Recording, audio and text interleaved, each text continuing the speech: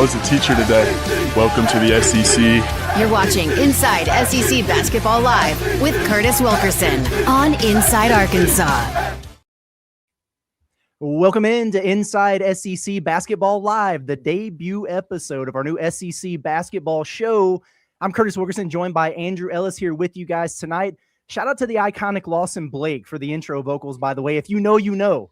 A classic. Great job by John Neighbors on the edit there.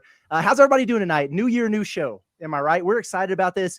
If you followed along with us over at Inside Arkansas, you have heard us teasing this show for a while. But the next step as we expand our coverage here is our Monday night SEC live stream where we're going to be talking ball right here every single week. This is a basketball conference now. After all, we found that out in the college football playoff for the most part. Andrew and I are going to be your mainstays here, but we're going to have several guests that are going to be joining us throughout the rest of the season. Some fun collabs that are going to be coming down the pipes in the near future as well. So we're really excited to see this thing grow. And once we hit the offseason, we're even going to keep doing this through portal season because why not? Everybody loves that kind of stuff. We're finding it out on the football side of things. So tell a friend to tell a friend, spread the word. Let's get some fan bases involved here. This show is going to cover the entire SEC landscape on the hoops front, right? And we're looking forward to the banter, the hot takes, no matter what fan base you're from, bring it. We're here for it. And if you're in that, oh, these guys are just Arkansas homers camp, don't judge a book by its cover. Give us a shot, hear us out, hang out with us, and then we'll see how long you feel that way. Andrew, appreciate you tag teaming this with me, buddy. How we doing on this fine Monday evening? Man, I'm doing great. I mean, it's been a long day at the office, as we like to say. We've had a lot of stuff going on. This is something I've been looking forward to all day, though. Could not wait to get on here and talk about some basketball. Appreciate you letting me be a part of this. I'm assuming there will be some type of mutiny against my presence at some point, either from our own fan base or maybe some other fan bases that I might ruffle a few feathers. I don't know, but I'm excited for this. And, we obviously – we're Arkansas guys. We cover the Razorbacks. We talk about them plenty. You at this point are like about to go crazy talking about them so much. And there's no doubt about it. We want Arkansas to beat. If you're coming from another fan base, we want Arkansas to beat your team. But that's not going to stop us from having these conversations, talking ball, being objective about it. You'll know where we stand on things, but we will have no problem eating some crow, mixing it up with you guys, giving your team credit whenever we need to. We're not afraid of any of that. We're not ducking any smoke. And I'm glad we didn't do this last year when Arkansas started SEC play 0-5. Would have been a tough show, taking a lot of critics from all different directions. Yeah, I got to wondering about that because we kind of flirted with the idea of doing the debut episode for like a pre-start of SEC play kind of deal. But it didn't work out because we wanted to keep it consistent for the Monday night type of deal. And Arkansas played Monday night. So we weren't going to be able to do that. We had our own post-game show. And so we're like, all right, we'll get all the games in on Saturday. And then we'll do this. And the closer we got to it, I was like, it won't be the end of the world if Arkansas just gets popped by Tennessee at home, but it would kind of suck. But honestly, we probably would have had even better viewership because people would have been like, ha. Well, now they can't do that. But I'm excited to talk about all this, Andrew. So let's just let's kind of hop right into it. First of all, folks, get your questions and your hot takes in the chat. We've got producer Gigi, who's in the background. John's in here. We're going to be monitoring this thing, and we'll make sure that we get to everybody's chats towards the end of the show, but we got some fun segments that are lined up for you here. Andrew, opening Saturday of the SEC slate, it's come and gone. There were a lot of interesting results, I felt like, and we're going to touch on all of them here, but I think rather than just doing like the standard, game by game rundowns and breakdowns or recaps or whatever, I wanted to kind of break this thing down in some more fun segments, some different categories, and do things a little bit differently than the standard kind of deal. So I think this plays especially well after non-conference play where you get this sample size. Like we saw these teams play 13 games and that matters, but it's so hard to really like establish a pecking order and have any kind of definitive judgment until we see some league games because every team goes about their early scheduling differently. We'll talk about some who might have really surprised in non-conference, but did they really test themselves? We don't know. Some who maybe really tested themselves and took a bunch of losses. Is it fake? Is it fraud? What is it? But now that we have one in the books, let's start throwing around the takes recklessly here and see where the night takes us. I want to start with a little game of fraud or fluke, Andrew, from the weekend, because there were three teams that were, expected to be at the top or near the top of the SEC who had varying levels. I would say struggles in non-conference play, and they all took L's on Saturday. And every one of them kind of had a different trajectory coming into this. So I'm going to tee you up on it. And let's get into a little debate here. about all three of these teams. Are they frauds? Did they get checked? Or was it just kind of a fluke result and they're going to be okay? We have to start with Kentucky. I mean, you see Mark Pope right there on the graphic. And this is a really interesting deal because obviously everybody knows about the $22 million payroll and all the NIL money on their roster and all that. They've had injuries and there's been a lot going on over there. They got off to a rough start. They got blown out a couple times in non-conference play. It kind of felt like they were getting healthy and heading in the right direction, though, right? Like they beat Indiana, they beat St. John's, Quaintance is back. Like they got some things going for them. And there was kind of a wait and see approach of, well, you open SEC play at Alabama, which was never going to be easy, but they take a 15-point loss in this game, and it probably wasn't even really that close. What do you chalk this up to, Andrew? Was it maybe not a flukish result that they lost, but a flukish blowout? They're going to be okay. It's a tough one on the road. Or is it just signs of more struggles to come for this Kentucky team? It's already, they've been a little bit wonky already so far. Well, it's weird because, this is their first SEC game. And so this particular game, not their worst performance of the year. I wouldn't even say even close. I mean, they've had some losses, some real tough losses. Yes. Not even like the worst one that's indefensible. And like you said, losing on the road in Tuscaloosa, in a nutshell, nothing to scoff at. Like, that's not like anything to beat yourself up over. But I do think that Kentucky's had a pretty big sample size now, a lot of opportunities against legitimate competition. That win over St. John's is nice, but it's kind of aged poorly since it happened. Indiana's fine. I don't think Indiana is what, the standard that good college basketball teams are comparing them to. Kentucky's now had many opportunities against legitimate high-level competition, teams that we know for certain, like a Gonzaga, like an Alabama, you can just assume are going to be very good, and they're pretty far off. So you kind of see that. They've got a lot of opportunity. I mean, the SEC, you're going to play plenty of teams that are good. They'll have their options and, opportunities to kind of make up for it. But I do think this is kind of just par for the course now with this Kentucky team. They have to go out and get a signature win. Again, those St. John's and Indiana games are nice, but now that SEC play rolls around, you've got to calm down this fan base, and you've got to start pushing back. I mean, you've played games against big-time competition. A lot of these other SEC teams haven't had an opportunity. Georgia is now having their chance to make their statements because they haven't had the craziest schedule. Kentucky's had a good schedule and squandered most of those opportunities.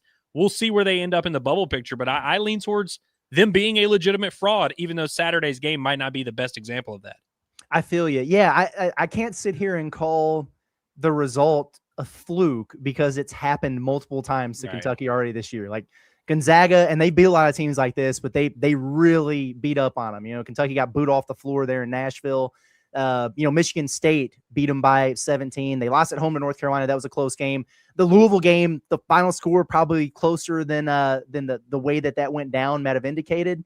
So them going and losing by 15 or whatever it was to Alabama, it's kind of been a common theme really under Mark Pope where they get off to these horrific starts. They play a lot better in the second half, but it was kind of like that Arkansas game against Houston where you dig such a deep hole. It doesn't really matter how good you play the rest of the way. You're not going to be able to get out of it against good teams. So I'm not going to say it's a fluke result, but I'm not quite all the way there on the fraud talk just yet. You know who Kentucky reminds me of a little bit right now? They kind of remind me of last year's Arkansas team. And what I mean by that is you can see the pieces there, right? Like you can see the vision of, okay, this could be a pretty good team.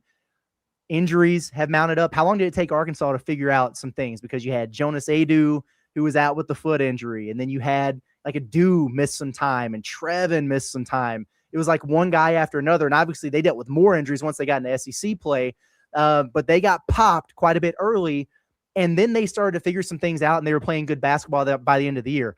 I think Kentucky might have some fatal flaws that prevent them from turning around to that degree. But I also don't know that I see them completely tanking and like missing the NCAA tournament or something like that.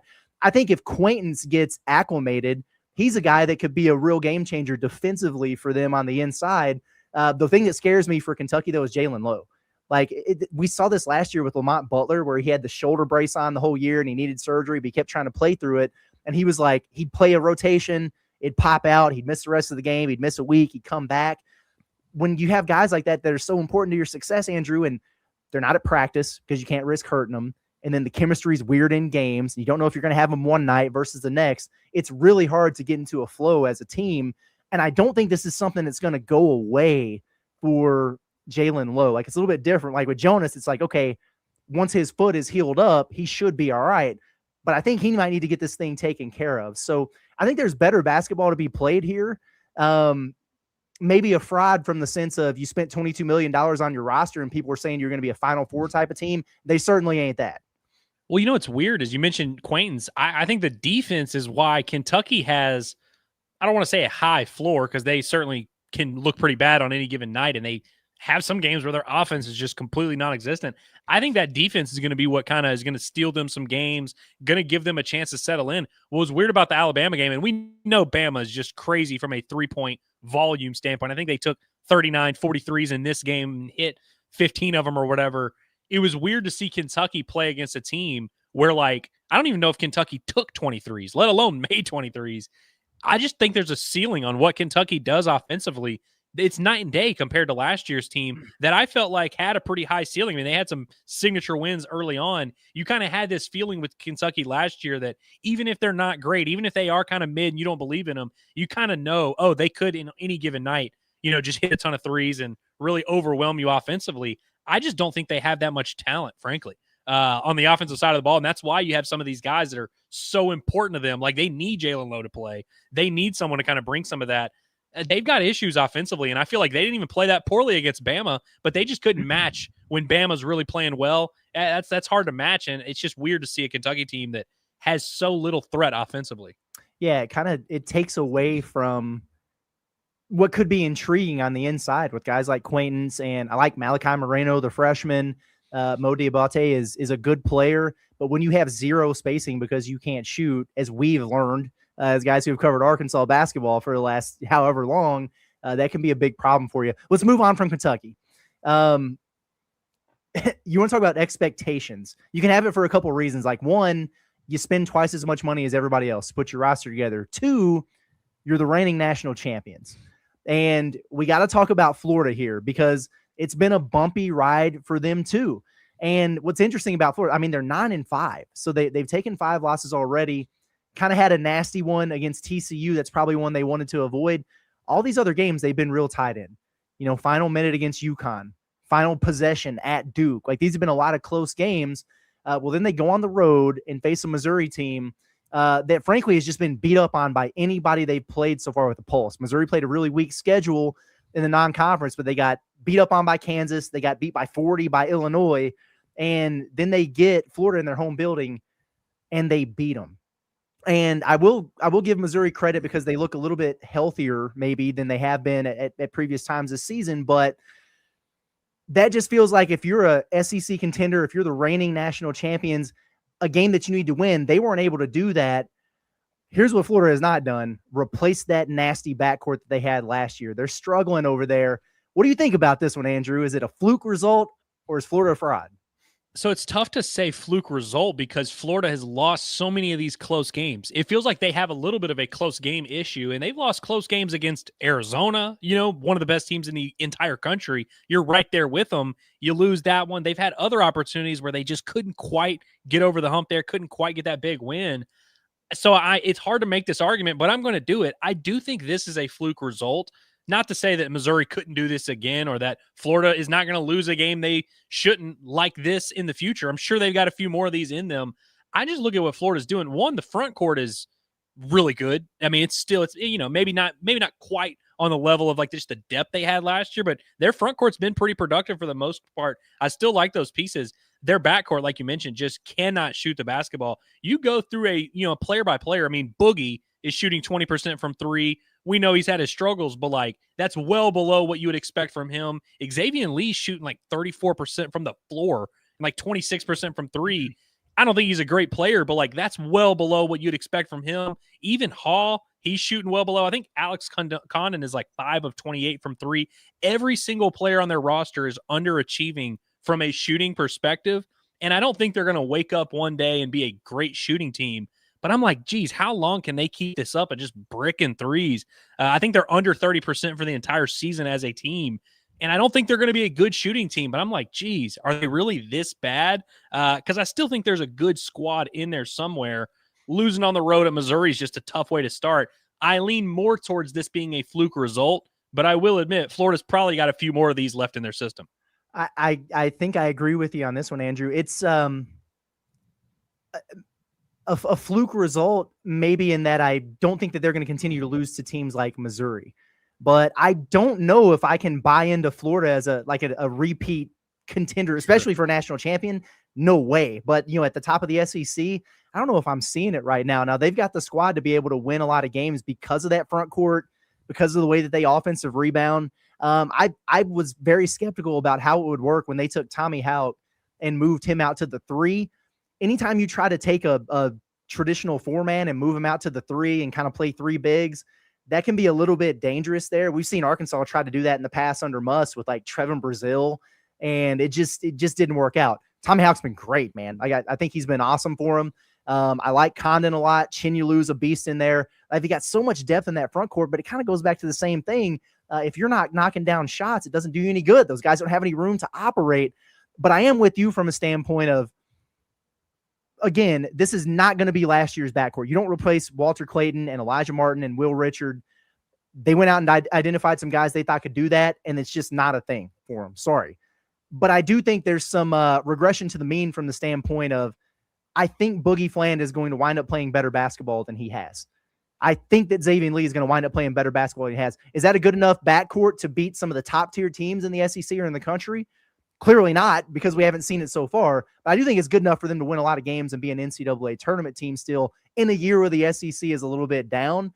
But if we wanted to ask if this is a massively disappointing team so far this season, I think the answer would unequivocally have to be yes. Well, and they're playing Georgia tomorrow night, I believe it is, on Tuesday. And I believe they'll be favored in that game. I think all the metrics will still like Florida to win that one. I don't want to be dramatic here, but they kind of have to win this. There's opportunities. Of course, you're always a 8-2 stretch away from turning it around, but you just think about all the missed opportunities that Florida's had. I'm not ready to hit the panic button and be like, are they even going to make the NCAA tournament? But they lose this game to Georgia at home, which would, by the way, solidify Georgia, I think, as that would be their most impressive win of the season. I would definitely give them their flowers. But if Florida loses this game tomorrow night, I don't know where you go from there. I mean, you really have to start asking some serious questions about, are they going to get enough signature wins? Are they going to be able to string things together with the way their backcourt's shooting? You don't want to put too much on their plate where it's like, hey, we've got to rattle off 5 out of 6 here, anything crazy like that. And so sneaky, a massive game tomorrow night in Gainesville. It is a sneaky, massive game. And we'll do our pick'ems a little bit later in the show. One more team in the fraud or fluke result here, and understand that there are levels to this. I think if you asked anybody, Kentucky and Florida would be the 2 teams that really stand out in the SEC of high expectations, haven't really looked the part, and then took a notable L, in their first game of conference play. But I'm also going to throw Tennessee into this equation as a step below, a tier down in the result here. A lot of turnover at Tennessee, right? Zakai Ziegler out of there, Chaz Lanier out of there, Jemai Mashak out of there, Igor Milicic. They lost a bunch off that team. And it's weird because it feels like all those guys have been playing together for 20 years, especially Ziegler and some of those guys. They've really built themselves an identity on continuity. And now they got a bunch of different pieces, talented pieces, but there just seems to be a really high floor at Tennessee under Rick Barnes, right?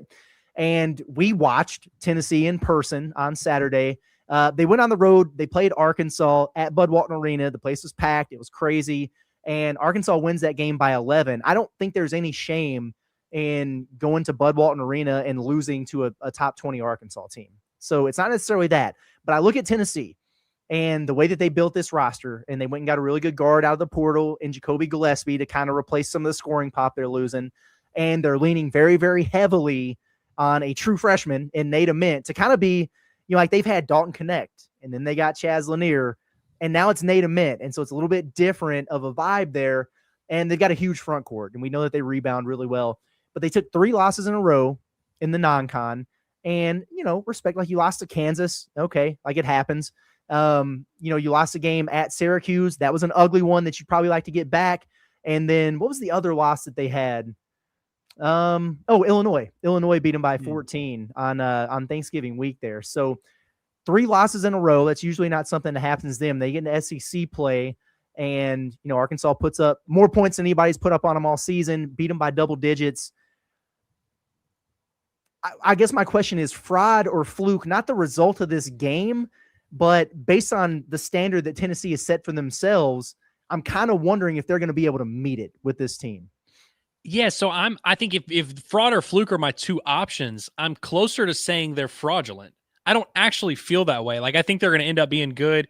I would imagine they're probably going to be a top 6 or 7 seed in the NCAA tournament, probably go on a pretty good run, probably have some pretty big wins here. But you mentioned how in years past, you just felt like you were watching the same guys play for Tennessee every single year. They had such an identity. They had such a leadership hierarchy set in place on their roster, guys that you just didn't even have to worry about. And some of these guys I didn't even think were good. Like the Vescovi kid or whatever that was there for 8 years. I didn't even think he was that good, but he was just an adult that they had in this room that gave them a really high floor, gave them some stability, and I feel like gave the rest of their roster some confidence. Nate Ament is a guy that when he went to Tennessee, I think the comparison that at least I made in my brain, you always try to find guys to compare guys to. I compared him to Jabari Smith when his first year at Auburn, where you think about that team that Jabari Smith was on that had Walker Kessler and had older guards. Now those guards kind of sucked, but older guards that kind of ran the show and a big man to hold things down in the middle. And Jabari Smith was kind of able to be this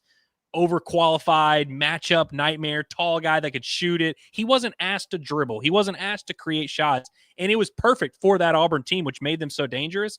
They have too much responsibility for Nate Ament, which when you pay a guy the way that they paid him, of course he's going to have that responsibility. But this team is not constructed to where he gets to just be a secondary piece.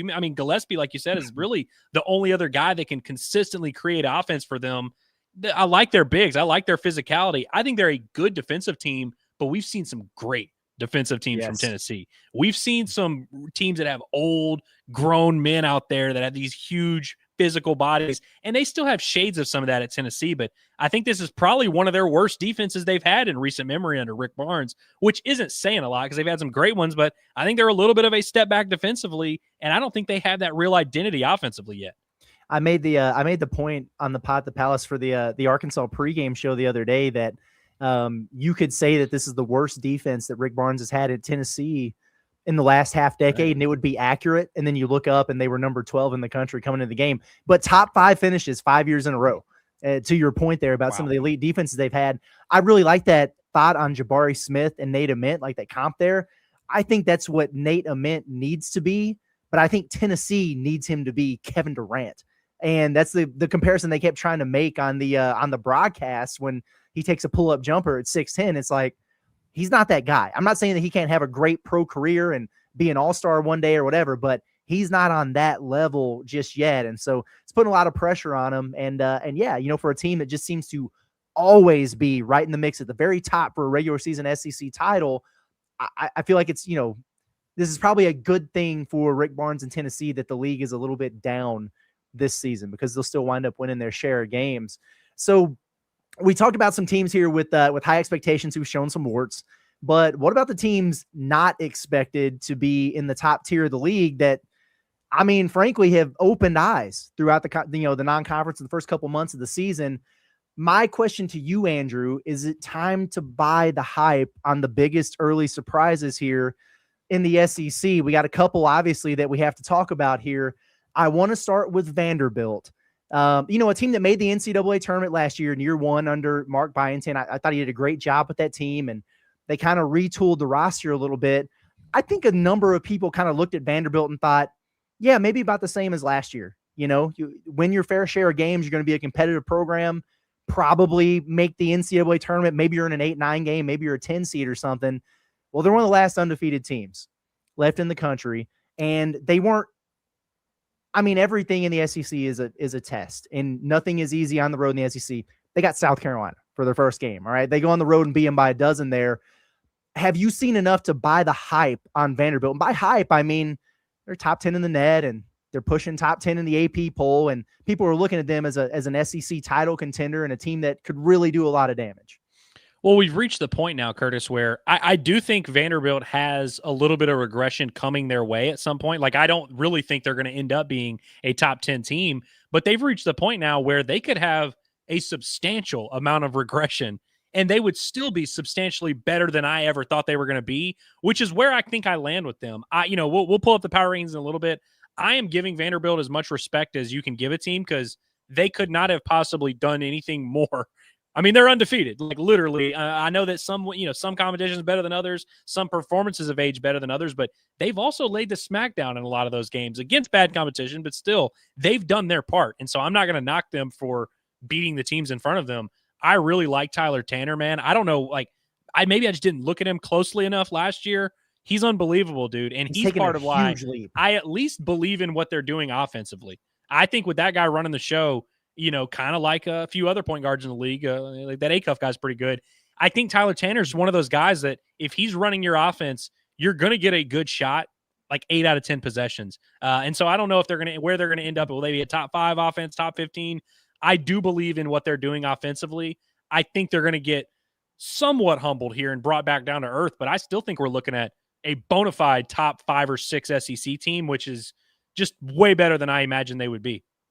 They have, and you're right, because they haven't played, the schedule that Auburn has or Florida has or Arkansas or Kentucky or Alabama. But I do think what they've done has been a little bit undervalued. They've had some wins too that have really aged well. Like if you go look at their schedule and yeah, they beat up on a lot of cans, but for example, they beat UCF by a dozen on the road, a true road game at UCF early in the season. And you saw that and you're like, okay, whatever. Like that's it. They're in the Big 12 now. They probably shouldn't be, but they just beat Kansas in that building. And guess what? They're in the AP top 25 today. They're 12-1. That's their only loss. So that one looks a lot better all of a sudden. SMU. All right. Well, you don't really think much about beating SMU in basketball. Okay, whatever. But they just blew out North Carolina, and now SMU is in the top 25 in the country. Vanderbilt beat them by 20. You know what I'm saying? And they beat a St. Mary's team by 25 that consistently wins 28 games every regular season. So have they played Houston and Michigan State and Duke and teams like that? No, but they have challenged themselves and they've shown quite well. Like they've been blowing these teams out. So I give them a little bit more respect, I think, for their resume and their body of work than maybe some others do. I'm with you. Like they're not going to go undefeated. Like this is not, last year, I guess it was Auburn that got off to just a ridiculous start. And by the end of non-conference play, you kind of looked at Auburn, you went, shoot, man, these guys might be special. Like, this team looks like the real deal. I don't feel that way about Vanderbilt, but I certainly am a believer in what they're doing. I think on any given night, they can hang with anybody in the league. So I saw a lot of people in the chat. They're like, oh, they're a fraud. I saw one that said they're a 9 seed at best. I think they're better than that. Do I buy them as like the favorite in the SEC? No, I don't. And if anybody watched my show with the projected order of finish that I had for the SEC, that's a lot different than where I have them power ranked, because I'm with you. I think they're going to get humbled a few times here. But I was kind of from the standpoint of, yeah, they're going to have a great non-conference, but they're going to wind up right where I thought they probably would. No, I'm kind of with you. I think they're going to be certainly in the top half of the league and probably pushing for that double bye status in Nashville for the tournament. Was it Oklahoma, Curtis, that was last year that had an unreal non-conference and then stunk in conference play? Is that who I'm thinking? Yeah. They beat like Arizona and Louisville, and they had a few big wins, and then they go 6-12 in the SEC. And I think we've seen that a lot here lately. And about LSU, by the way, is a team that I think they were 12-1 entering SEC play. We just all knew that wasn't a real thing. I think Vanderbilt, and you mentioned Auburn last year, who was at this point in time looked like a juggernaut on paper, and that's kind of what Vanderbilt looks like right now. And I don't think they're a Final Four team. I don't think they're on that level, but I do think they're closer to being one of those, like a legitimate SEC title contender, than they are one of these teams that's going to be a fringe bubble team that's maybe not going to make, like, I really think they're not in. I think even, like I said, even if they regress and they end up being a 7 seed, I think they're better than a lot of people are giving them credit for, but I also think they're going to get humbled. So it's like, I'm playing both sides of the fence here a little bit, but I'll just admit I'm more pro Vandy than I was even 2 weeks ago. Yeah, fair enough. And then you see Mike White, good old Mike White, man, the immortal Mike White there on your screen. We also have to talk about Georgia, man. And their situation to me is a little bit different than what you have going on with Vanderbilt. And Georgia's taking a loss, right? Like they lost to Clemson. That was their one non-conference defeat. I think that the game might've been in overtime. It was like a 3-point game. Clemson's pretty good, not great. Okay, fine. But that was like by far the best team that they played in the non-conference. I think they played a Cincinnati team. We saw them, Andrew, for an exhibition here in Fayetteville. They're not very good. But I think they had 9 quad 4 games in their non-conference. And it's interesting because you look at the metrics and the metrics love them. Why? Because they score 100 points per game and they lead the country in fast break points. And, they're a high flying team, high octane, but they were one that I really, really, really wasn't sure about in terms of where they belong. Well, they started SEC play at home. They played Auburn. They gave up a 4-point lead with a second left in the game. I don't even know how that's possible, but they wound up winning it anyway in overtime. Was that win enough for you to validate Georgia in the SEC, or are you still in wait and see mode with them? It very much was not enough to validate me. And I think there were a lot of people who did correctly view this as like, hey, Georgia's been great in non-conference. Now they're opening up with what we assume to be a pretty good team in Auburn. And so you would think if they beat Auburn, that means they're legit. But I watched a decent amount of that game, especially in the second half, and the crazy foul on the 3-point play, get the tip out, get the good look. It just was crazy. I kind of came away from that feeling lower about Auburn. Like, I think Auburn might be slightly worse than I thought. I just thought that was two teams that couldn't guard each other. And it kind of just became a crazy game, which is cool. And by the way, there's a lot of talent on that Georgia side. I mean, Wilkerson is a stud. He's one of the best players in the conference. He's Blue good. Kane, who I sent you a funny thing about Blue Kane earlier, is a good player. Like, I do like him. There's some, there's some continuity there. I think he's probably a huge leadership presence for them. I love Santos Cyril. That's my guy, big beefy 7-footer there in the middle. I like some pieces on this Georgia team, but I don't quite buy them yet. Mike White is just one of those guys that he's going to have to, and he might prove me wrong every year of his career, but I just feel like no matter what, you're going to get worse than you should. Whatever the sum of your parts are, you're going to get a little bit lower than that with Mike White. And they were another team last year that I feel like started off hot and then sort of tapered off real quick there. I don't know if that's necessarily going to happen, but I don't buy what they're selling as much as I buy what Vanderbilt is selling. Yeah, I think I'm with you on that one. I see a couple people here, like Tamara, for example. She says, I need to see another win from Georgia.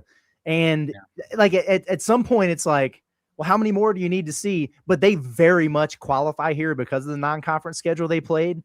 Good one that they got there against Auburn.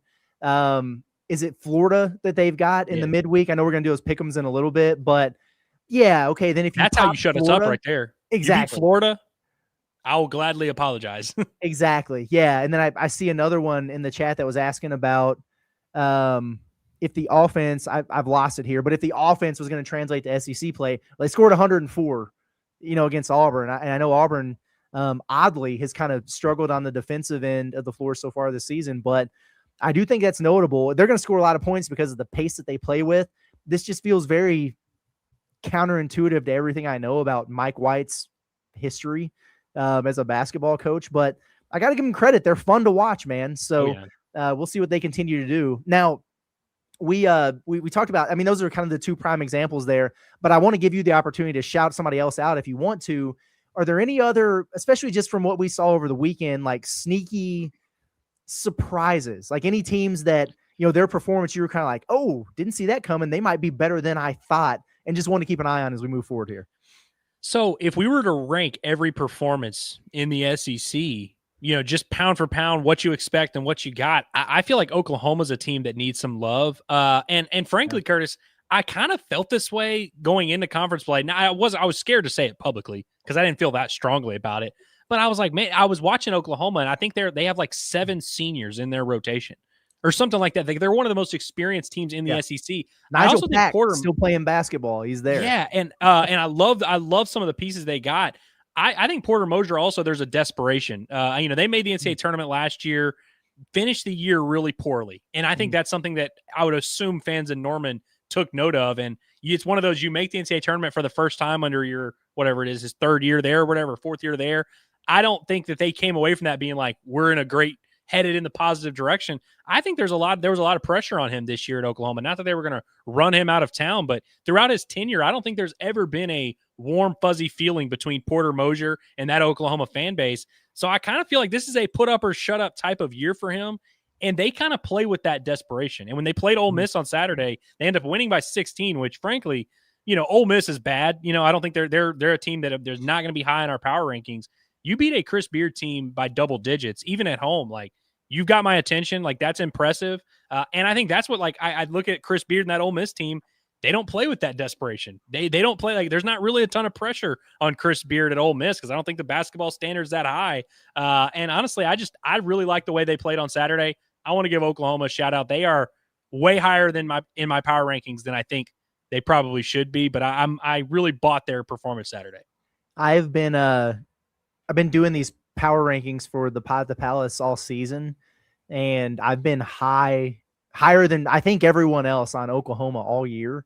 And they had a rough stretch there early where they were getting popped. And I was like, shoot, man, they might not actually be pretty, any good. But it turns out that I think they are.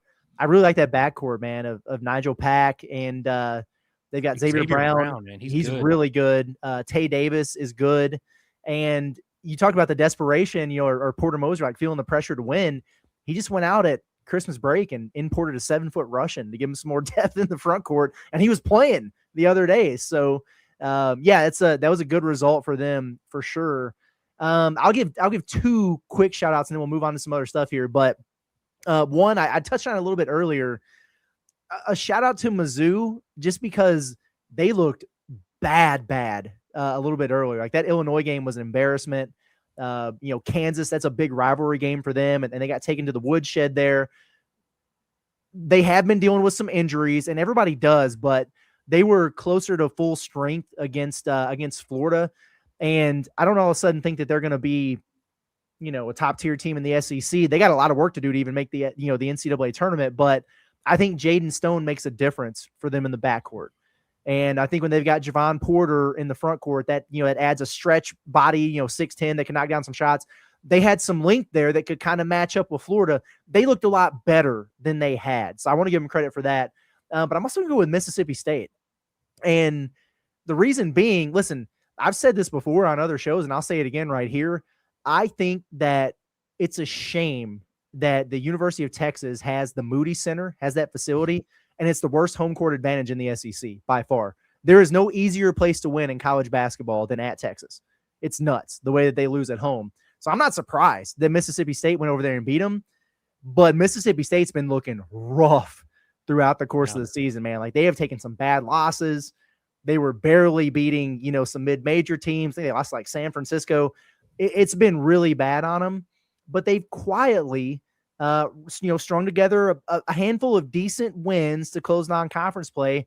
And then, hey, man, you go on the road in SEC play, and Josh Hubbard goes for 38 and wins SEC Player of the Week, and they get a win and a little bit of momentum there. So where I had put them behind South Carolina for the longest in my power rankings, because I'm like, these dudes are like, this is bad over there. I think they're going to be a little bit better than that. And they've kind of buried themselves to where they would need to do great in SEC play at this point to be in like the at-large conversation. But they're going to be a team that nobody's going to be super excited about seeing, because it's going to be like a potential quad 3 game that is not a quad 3 caliber team. Like they got Josh Hubbard and they could bury your resume. And then like Arkansas's got to go play him in the hump. So that's not going to be a lot of fun either. But Hubbard can't do it all for him. He can try. Was he like 10 of 35 or something from the field the other day? But if they get Jaden Epps going, if they can get, Quincy Ballard going, like they got some pieces in there to where they could be a competent team. And they showed that against Texas. That was a good win for them. Absolutely. And the fact that it was at Texas, I know I agree with your point that Texas is not the most imposing atmosphere in the world, but usually when you see these Mississippi State teams that are like fringe tournament teams that, you're not really scared of, it's the hump that you worry about them. Cause that's an actually like underrated atmosphere in the SEC, I would argue, which by the way, you remember we talked to Josh Hubbard at SEC Media Days and he was like, yeah, hump is the number one atmosphere in college basketball. So that's the best one. They're usually like, what's weird about this is, normally with a Jan's team, you're thinking defense, toughness. Oh, they're going to rebound. They're going to be physical. This Mississippi State team's not that great defensively, which is what's weird. And so I don't know if that's something that will improve throughout the year, because if you start adding legitimate defense to this Mississippi State team, then I can actually buy hey, Josh Hubbard's going to shoot 30 shots and we'll just get into a rock fight and see if he can make something happen. That formula is something we've seen work a lot in college basketball. Really good defense, and then have a small guard just go out there and chuck it. Yep. I mean, that can win you a lot of games. I know it sounds facetious, but seriously. So I think if Mississippi State, if they start to have a normal Chris Jan's identity where they're actually playing pretty good defense, I think right now they're like 79th in the country in adjusted defense, which is not bad, but it's like, for this them. whole operation only works if y'all play good defense. If they start playing better defense, I actually would not want to. I would actually start to really fear Mississippi State.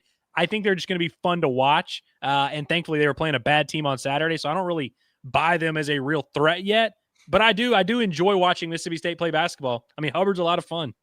He is a lot of fun. He's very annoying. I saw a bunch of people already in the chat like, I'm out on Mississippi State because he kicks his legs out on those threes. Wow. Very annoying. Yes, I agree. I get also, it. Hubbard got smaller. I think he's like, how old men when they start to like crouch a little bit, like a guy that might be 6'4". Like when you're 70, Curtis, you're gonna be 6'1" because you'll be leaned over a little bit. I think Hubbard's starting to kind of plateau a little. I think he got shorter. That's tough. That's big if true. So someone fact check that for me. I'm pretty sure Josh Hubbard's short. Yeah, shorter we gotta size this dude up. And so this year it's interesting because, and we touched on this a little bit a few minutes ago, but like last year by the start of SEC play, you had Auburn looking incredible, and it was easy to look ahead and say, all right, they're gonna rack up some SEC wins, like they're a cut above a lot of the teams in the league, but then like Florida wins the national title, they had kind of a soft non-conference schedule if you remember. And I don't think people were sold on them being like for real national title contenders until a little bit later in league play. Like Tennessee had so many guys coming back that you knew they were going to be really good. Alabama had so many coming back that you knew they were going to be really good. I don't know that there's a dominant team in the SEC this year. Like I would be pretty surprised if we saw anyone pull off like a 16-2 or something and like run away and win the league by 3 games. Maybe it'll happen. We'll know more about that in a couple of weeks. But based on what we've seen so far, I don't know. I think, it's one thing to get off to a good start and be high in power rankings or whatever, which we'll have in a minute here. But it's an entirely different conversation when it comes to teams who have the chops to run through the gauntlet and actually win the SEC. And arguably, and we're 43 minutes into this, the 2 most impressive teams on Saturday that we haven't really talked about yet were Alabama and Arkansas. And my question to you is, how sold are you on the Hogs and the Tide as the top contenders to win the league here? Heck, maybe there are no clear-cut favorites, but where do you stand on Arkansas and Bama? And then I want to kind of go rapid fire on a few other teams we've already talked about in terms of their bona fides to maybe win the league title here. Well, I mean, we talk about Arkansas a lot. I feel very good about them. Like I really do buy them as a legitimate threat to win the regular season SEC title. Because you talk about, you have to have a certain amount of characteristics. You just have to be good enough. Like you can't really fluke your way into going 14-4. That's just not something you do. You can beat some teams you're not supposed to. You can pull some out, but you can't fluke 14, 15 SEC wins. So there's really only maybe 4 teams total that even have that capability, let alone are they going to actually go out there and do it. But I do think Arkansas is in that list. I see the case for other teams, and we'll pull up our power rankings here in a minute. But with Bama, the thing that's weird about them is that they play such a style of basketball that you would think would be high variance. We're just going to space and shoot all these threes, and we're not going to shoot any mid-range shots, and we'll just play this weird style of play. But it had there's really not much variance in their performances, game to game and year to year. They've just become a program that you can sub in a different guard, and it's whether it's Javon Quinterly, whether it's LeBaron Philon or whatever, or whether it's one of these other guys they've had in the past years, like they just kind of play the same way and they make it work. It's just, it doesn't matter who they have on their team. I think we've seen more talented Bama teams, frankly, but I think that this Bama team is just as good as any of them, frankly. Like I think they have that same capability, and they've just reached a point as a program where I think the worst case scenario is Bama finishes like 5th in the SEC this year. I just don't see them going through a weird stretch. So I give them a lot of benefit of the doubt, but I do agree with those being the top 2, Alabama and Arkansas. And then, Georgia and Vanderbilt are the teams that we kind of have to have in this conversation now because of what they've done. Between the 2 of them, I could see one of them making a real run, but outside of that, it gets really short when you start thinking of teams that really have that capability. Because I don't think Florida's really there. Auburn, I don't think is really there yet either. Like Tennessee, clearly we agree they're not really there. Like it's a down year for the SEC, especially coming off of last year where you had like 9 legitimate threats every single week. Yeah, no kidding, man. And I'm high on Alabama too. It's kind of crazy because if you think about it and you go look at Ken Palm or whatever, and it's kind of in a way the opposite of how you would think teams could win an SEC title, because both Alabama and Arkansas really good offensively and just kind of okay on defense. And this is the world that Alabama's been living in for a while, and they've had a lot of success under Nate Oates doing this. Uncharted waters for Arkansas, because their runs here over the recent years have been fueled by defense, and then offensively it's kind of felt like a limiting factor for them. Well, okay, fine. LeBaron Philon and Aiden Holloway those guys are nasty. That is one hell of a backcourt. And I can't wait for Arkansas and Alabama to play, because that backcourt on backcourt matchup, it's going to be fireworks. It's going to be electric. I kind of thought that rebounding and the front court would be a limiting factor for Alabama. And it felt like there were certain roster builds that could really give them problems. Like you saw what Gonzaga was able to do to them earlier in the year. Well, then they play a team that kind of fit that profile in Kentucky. Not only that, but Taylor Bowen, one of their starting front court pieces, not available. Aiden Sherrill, their really only true legitimate center on the team, played 9 minutes and he was out with an injury. Didn't matter. They out-rebounded him. They out-toughed him. They out-physical. They outscored him in the paint. And it was just like, it doesn't matter. LeBaron Philon doesn't play in the game. They still beat somebody by 30. It's just like the next guy up. It's just waves that they come at you with. And so, I got to give credit where it's due. Like Nate Oates is one hell of a coach, and he knows how to build a roster, and that's been a system that they've been able to sustain with. So I've got to have them in that category. And with Arkansas, they look pretty good. And they've got a trio of wins here that rival or surpass what anyone else in the SEC has. And they've been battle tested. They played 6 teams, they're ranked inside the top 25 now. And they've been in fights in all of them. Houston was the one that you never really felt like they had an opportunity to win that game, but you look up at the end, it's a 9-point game. You scored more points on them than anyone else in the country has. So I think they look really good. Arguably, if you think about talent wise, LeBaron Philon, he's different, man. Darius Acuff for Arkansas, he's different. So you got like the star power factor there as well. Arkansas, I think, also has another gear that they could turn it up to, particularly on the defensive end of the floor. We know it's there because they've got so much returning from last year with guys who did it. But I think if you watch Arkansas enough that like Carter Knox has another level that he can take his game to. And Trevin Brazile can be more consistent. Malik Ewan's just starting to figure it out. So they're not even a finished product just yet. Doesn't mean they'll get there, but they certainly have the potential to. So I would include both of those teams in there. I just want to ask you about a couple more real quick. We have spent a lot of time here talking about Vanderbilt, but in terms of like winning the league, when I think about that, they've won a lot of games, and they've won some games away from home and on neutrals and stuff like that. But to win an SEC championship, you've got to be able to go to Bud Walton Arena and beat Arkansas. You got to go to Thompson Bowling and be able to beat Tennessee. You got to be able to go to Rupp and beat a Kentucky. Do you think Vanderbilt has the chops to be in this tier of teams to actually win an SEC championship? I don't yet. Yeah. I'm a lot closer to being there now. I think defensively is going to be we don't really know what Vanderbilt is defensively, and we won't know until they go through some of these tests and we really see what they're about. And like I said, I think their offense is legit. I think it's one of the best offenses in the country. But you mentioned going on the road. What's that going to look like?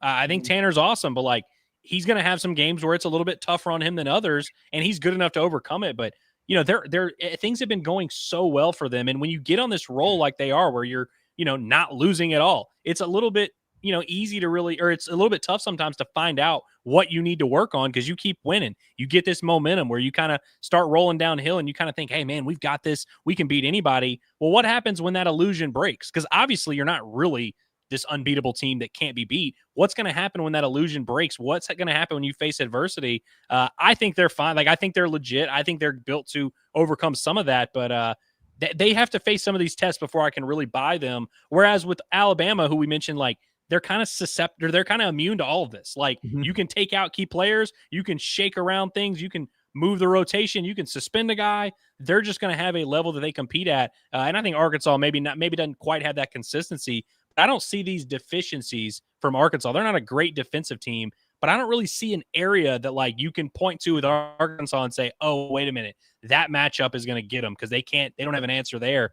They kind of have answers to all these questions. I'm not saying Vanderbilt doesn't. We just haven't had to see Vanderbilt answer questions. We haven't seen teams really put pressure on them and really take away things they do well and make them win in a variety of ways, where I think Alabama and Arkansas have different ways. I think Arkansas can win tight games. They can win slugfest. They can also win shootouts. Like I'm not saying Vanderbilt can't. They just have a little bit more to prove in that regard. For sure. I saw somebody point out in the chat that Vanderbilt and Bama face each other on Wednesday, and we'll have a lot more definitive answers to some of our questions about Vanderbilt after that one. That is a fact. Couple more teams here. We'll go real quick. Just because they are the reigning national champs, Florida, do they belong in that conversation? Let's say that Boogie and Xavier Lee kind of find a median point in their games. Do they have enough there to be in this conversation? I will point out with Florida that they were gifted a Greg Sankey special in the schedule department. Yeah, I do think Florida is good enough. I don't think they're going to do it because I think they're just, we've kind of seen some signs. Whatever their best case is, they might not reach it. But I do think they're good enough. I think their guards are Boogie Flan, for as much as he struggled, is a guy that can absolutely dominate basketball games, can absolutely just put on a show from a shot-making standpoint, can really get hot. And I'm sure he's got some of those in him. I just don't think it's going to happen. But I'm not ready to discredit Florida just yet. Even as bad as they've been in some stretches, even as many missed opportunities as they've had, I still think they have the pieces to be one of these teams that really go on a run. And again, I don't really even believe they're going to do it, but I think their capability is still in there, where some of these teams, like with Auburn, I maybe don't think it's in there. I think their ceiling's just a little bit lower. I think Florida still has a high ceiling. They're just not going to achieve it. Yeah, I am very much down on Florida in the moment, but and that'll reflect in the power rankings in a minute. That's more of a what have you done for me lately, like in the present type of deal. If I had to project like the 4 teams that are going to get the double buys or whatever in Nashville, Florida would probably be one of them. Like, I don't know if I'd say they'll win the league, but I think they would probably be in that tier, in that range. I think I know the answer to this, but I got to ask anyway. $22 million roster. Like, if Kentucky figures it out here, if they're healthy now and this group as it stands stays intact, are they a type of team that could make a run and do some damage there? If they do, I think it would have to be because of the defense. It'd have to be because Jaden Quaintance really gets to 100% and he becomes a real dominant defensive anchor.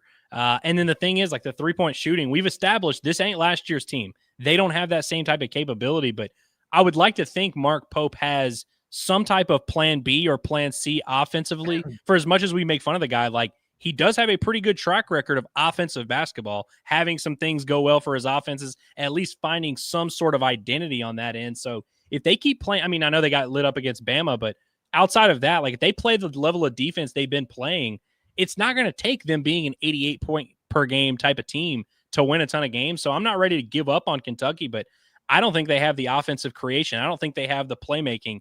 I don't think they have the shooting. Like, I just don't think they're talented enough on the offensive side of the basketball, which is an insane thing to say about a roster that allegedly costs $22 million. Like, I just think you're paying guys as if they are these NBA talents. They literally, Quaintance is going to be a top, he'll be a lottery pick most likely. They don't have another NBA player on their roster, if I'm being honest with you. Maybe Jalen Lowe. Jalen Lowe probably is going to have a cup of coffee in some type of pro league, but how many players on that Kentucky roster are even going to have a chance at playing in the NBA? It's a short list, and the best prospect they have isn't a scorer. Mm-hmm. Yeah, Moreno would be a guy that I could see down the road. Like, he's a talented big man, but like, I got to be honest with you. First of all, I think Mark Pope is spending more times reading Dr. Seuss than he is like figuring out how to fix his basketball team. You listen to his press conferences, I don't know what this dude's talking about. Like, it's just word salad up there. He tries to be so deep and philosophical with everything. He's coming off like an idiot, and it's starting to rub people the wrong way. And if I only watched Kentucky this season, because I was really impressed with the job that he did last year, Mark Pope, with that team. Sure, yeah. But if I only watched them this year, I'm not sure that I'd be convinced that he knows what he's doing, Mark Pope. Because think about some of the things that people get so bent out of shape at John Calipari for at Kentucky the last few years. It was like, why is he starting these guys? Why are these guys coming off the bench? Why isn't he playing his best lineups together? I don't understand. Why do they keep going under screen? Like, they keep doing the same thing. Why are you going under screens and against Alabama, who's going to shoot 43s on you? What's up with the ball screen coverage? The exact same things that people were they ran Cal out of town for. And Pope is here doing it in year 2. And he doesn't know how to speak to people and resonate with people.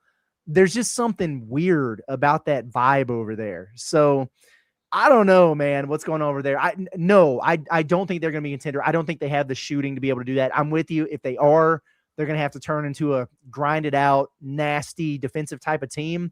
I'm not sure that group is together enough in that locker room to be able to do that. And I know they'll push back against that. And Pope has been asked that question and stuff, but something's just not quite right over there. Last one, Tennessee. It's weird because like regular season Rick is inevitable. He just seems like he's always in that mix, but I just do not think they've got the guard play with this team to be able to compete for a league title. Like, man, maybe they'll be top 5 in there or something, but after Gillespie, like when he came out of the game, their point guard situation was not becoming of the Tennessee Volunteers that we know. And their starting 2-guard situation, not great. And, Nate Amint's got his warts there at the 3. I love that front court, their physicality. I think they'll wind up being salty defensively. I just don't know if I'm seeing the firepower required from Tennessee to be able to compete at the top. I'm glad you feel that way because I was trying not to overreact because, I felt very good about Arkansas's win Saturday. And I really was, I was happy all night. I'm still happy about it. But then a part of me was kind of like, Tennessee might just be extremely mid. But then I started trying to give them the benefit of the doubt, started thinking, well, Rick Barnes, he always figures this thing out. But you start thinking about it, and it's like, when has Tennessee been at this stage of the season and been this behind schedule? I mean, you think back to last year when they completely embarrassed Arkansas. And listen, if this game had happened in Knoxville, they very well could have beat Arkansas Saturday. Like, maybe they'll find some type of identity at home on offense, and we'll see a different gear from them. But I'm with you where I'm looking at some of these past Tennessee teams and I'm comparing this current squad to that. I just think they're a great value version in just about every area, including veteran leadership, including experience, including toughness. I think they're good. I think they're solid. And I think, the rebounding thing is awesome, but I think they're a worse version of some of these Tennessee teams that we've seen in years past, who we, in those moments, felt like those teams were kind of fraudulent. Yeah, no, that's, I think we're on the same wavelength there. Since we talked about most of these teams, I want to pull up our power rankings, and we'll do some SEC Player of the Year stuff and the pick'ems, and then hit the chats and we'll get out of here. But I put my power rankings together last night, and you sent me yours this morning, and then I put them on the graphic. And I got to be honest, I realized we're very close in these. There are several differences, but I didn't see a whole lot where it was just like a glaring, you're way higher on this team than I am. Understand what power rankings are. I feel like Josh paid here, okay? But understand the difference in power rankings and where we think teams are going to finish at the end of the season. I'm talking about right now where things stand based on what we've seen. At least that's how I put mine together. If you put yours together differently, feel free to tell the people. But that's kind of how I approach this a little bit. Yeah, so same. I think power rankings are a lot more of a what have you done for me lately, but I also am not going to ignore the way I feel about these teams and the way I've felt all year and some of the things they did in the past. So I'm glad that we're on the same page a little bit. I haven't seen your rankings, so I'm looking forward to seeing this, honestly. Well, here we go. And so there we have it. This is interesting. First of all, from 12 to 16, we're the same. Ooh, love that. At the bottom, we agree on who stinks. We know what mid looks like. We know what mid looks like and can identify it. I like that. Yes. Texas A&M, LSU, Texas, Ole Miss, South Carolina. We've got there at the bottom. You could probably put them in a variety of orders there, but that seems like the bottom tier there. And then basically, like, we've got, Mississippi State and Missouri, for example, just flip-flopped in ours. Kentucky and Florida, they're in the middle of the pack, just flip-flop in ours. We've got Oklahoma and Auburn, just flip-flop. Tennessee and Georgia, just flip-flop. And then it's interesting. We both, one of the few things that we fully agreed on was Arkansas at 3 right now. And then we were flopped on Vanderbilt, Alabama. The reason I've got Vanderbilt at number 1 right now is just, when you get this far into the season and you're undefeated, I do think that's pretty telling. So that's one thing for me. So I'll do my justification real quick, and you can say your piece. Sure. And then it was going back and really looking at their resume and going, all right, like I said earlier, that UCF win is actually aging really well. That SMU win is actually looking a lot better than I thought. And my thought process here is to somebody's point earlier in the chat. Okay, you play Alabama Wednesday. If they beat you, you drop. It's that simple. Then there's no question right there. So that's kind of where I'm at with it. And I was hoping that we'd have like some more stark differences and we could really fight it out. But it's just a flip flop here and there. It looks like. Yeah, I probably should have had Vanderbilt won for all those same reasons. If this is a what have you done for me lately, they have won every single game they've played this season. You know, it's like that they couldn't have done more. The reason I went with Bama is for a lot of those reasons I detailed earlier. They just there's no case against them. You know, like even if you don't think Bama's number one, you don't think they're the 9th best team. There's no real case that they're not one of the best teams in this league. And so I just give them a lot of benefit of the doubt, a lot of leeway, and I think they're probably going to finish about there. But like you said, if Vanderbilt beats them, that's very easy. We just move Vanderbilt to number one. I want to make our justification because I'm glad you did this too. We both have Missouri behind Florida, despite the fact that Missouri just beat Florida on Saturday, and we just said these are a what have you done for me lately thing. I'm going to steal a page out of the College Football Playoff Committee's playbook.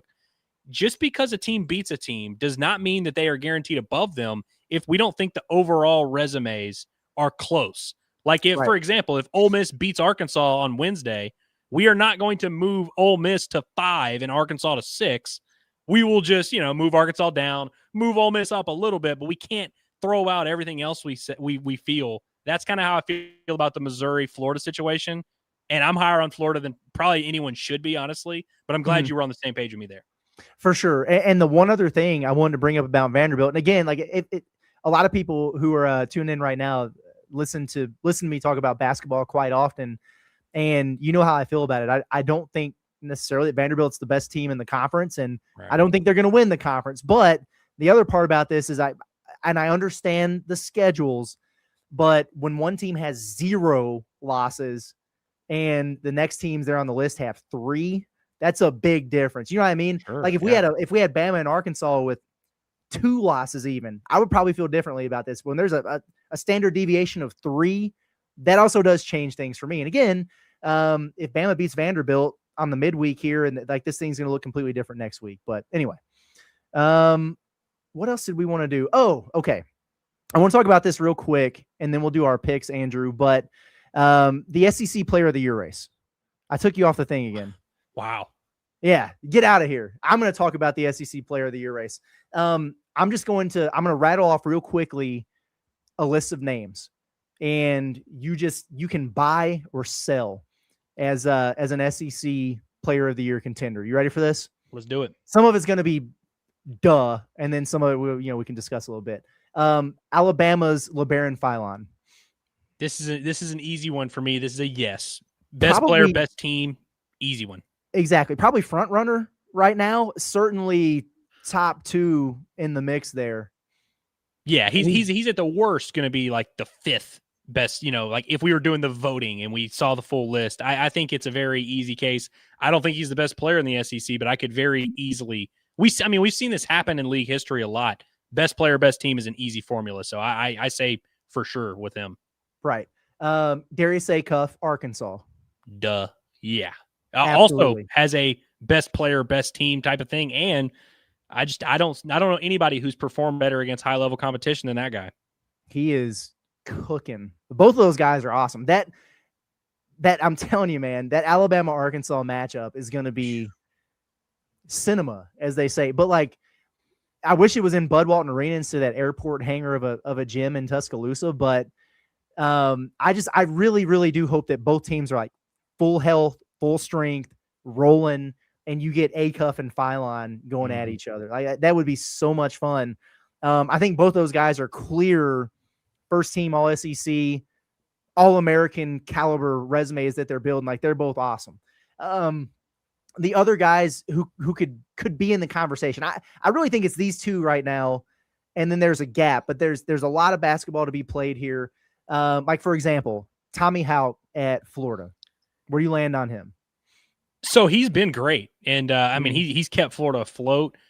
I will say yes, only because I still kind of believe in Florida. And so if Florida ends up being an 11, 12 win SEC team, he would get a lot of that credit. But what's weird about this is that we agree that if Florida is going to turn it around, it's going to be because players not named Tommy Ha made plays and turned their seasons around. But I go yes, because I do think he's, simply put, just one of the best players in the league. He's really good. Yeah, he's really good. And it's interesting because he's not putting up the counting stats that some of these other guys are.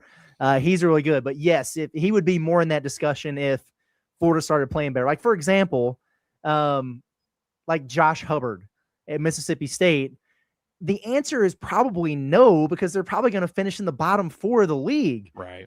But if Mississippi State does the thing and they wind up finishing in the top half of the league and he scores 25 a game, then you would at least have to have the conversation about him. Is he a front runner right now? No, but he did just win SEC Player of the Week.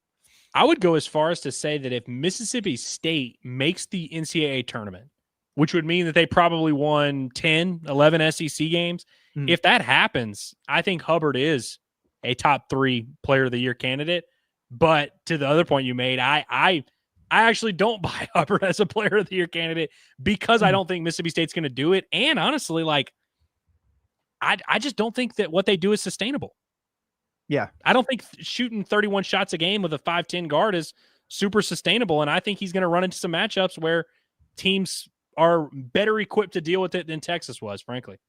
Yeah, that's very true. And the efficiency's got to count there too. Like at some point, I understand if you put up a ton of points, but if you're scoring 38 on 31 shots or whatever it is, it's like, all right, I don't know, man. I saw somebody, STL Razor, he says, give me Keyshawn Hall or Tahad Pettiford with a better chance to win Player of the Year than Houck. So let's do this for the Auburn guys. And Pettiford, I don't know, like Quinn could speak on this even better than we could.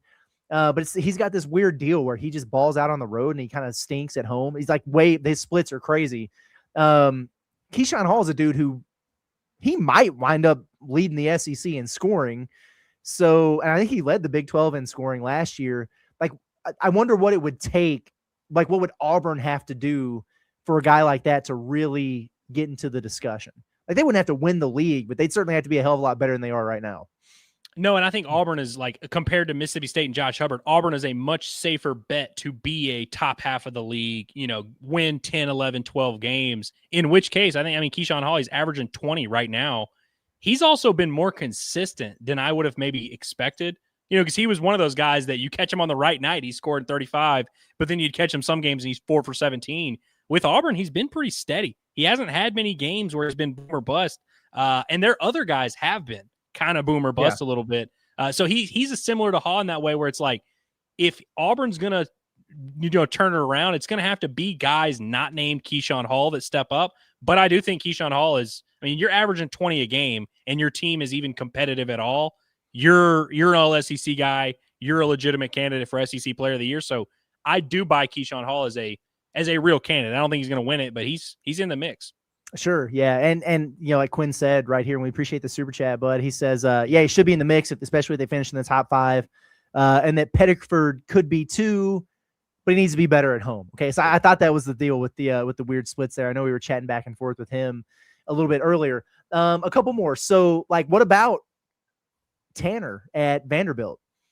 Because he's a lot of fun to watch. Here they are undefeated. Like, I'm not even saying they have to carry on and win the league outright or anything like that, but if they continue to put together a pretty special season here, and he's the catalyst for it, he's got to be a guy that's in the conversation. 100%. He's the engine that makes these guys go. And, his numbers, if you look at his numbers, they're not gaudy. He's scoring it pretty well. The assists, I think, are pretty gaudy, like pretty good assist numbers there. Takes good care of the basketball. Like, I would argue he's better than the numbers even indicate. So, yeah, I would have him in my list, especially because, the fact that we're even having this conversation about Vanderbilt is a testament to him and how good they've been. But, yeah, if Vanderbilt really does end up being a top 3 team in the SEC, I don't know how you don't have their best player in that mix, and I think he's that. Mm-hmm. Yeah, exactly. And shout out to Duke Miles also. I see Tamara put that in the chat. He's having a hell of a year, and that's crazy because he was good, at OU last year, but not not like that. I mean, he's having a heck of a season there. He was a dude in the portal that I felt like he might have made 3 commitments.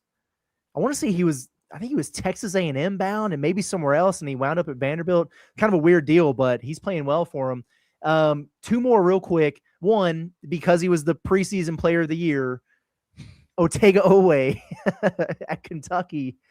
I'm not seeing it at this point, man. And he was a dude who looked checked out for the longest. He's been playing better lately, so I'll give him credit for that. But also, when I said Kentucky didn't have NBA players, I saw a few Owe chats. I don't see that with him. I mean, he tried to go to the NBA last year. They told him no.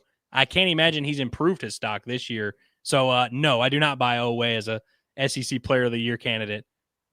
No way, Owe. Yeah. And then with Georgia, if you had to pick a guy, would you go with Jeremiah Wilkinson or projected top 10 pick Blue Cane? I would go with Wilkinson, who I think he's been really impressive. Dude, Georgia's averaging 99 points a game. 99 points a game, dude. That's unbelievable. And Wilkinson's been leading the way. But, yeah, I think Blue Cane's averaging over 15 a game, which is he's like a souped-up glue guy is what he is. Yes, he is. Yeah, Wilkinson's a lot of fun to watch, man. That dude's pretty good. He can score it.